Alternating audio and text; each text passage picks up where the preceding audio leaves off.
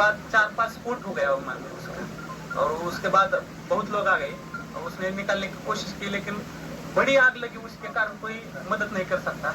लेकिन सब आ गए, तब बाद में उसको उसमें अजदादा था। ये हमारे लिए बहुत शौक की बात नहीं है कि हमें बता नहीं सकते हम बात में ऐसा। लेकिन हमने देखा है कि पायलट ने भी ट्राई किया होगा कि लँडिंग करने का, लेकिन लँडिंग हुआ नहीं।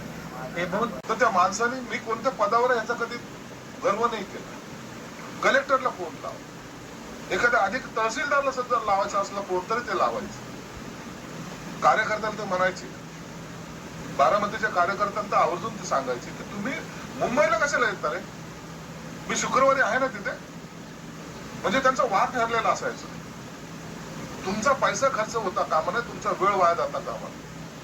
वेळेला महत्व द्या.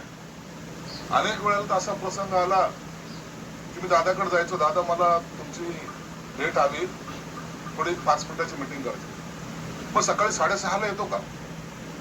आम्हाला सुद्धा वाटत अरे बापरे, सकाळी 6:30ला कसं काय? परंतु त्यांच्यासमोर बोलायची हिंमत आमची सुद्धा होत नाही.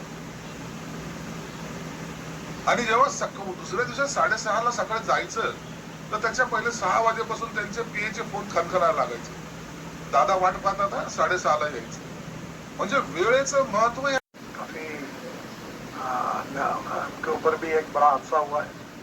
मुझे लगता है कि भगवान को ये जो घटना हुई है इसका दुख सहन करने की ताकत दे.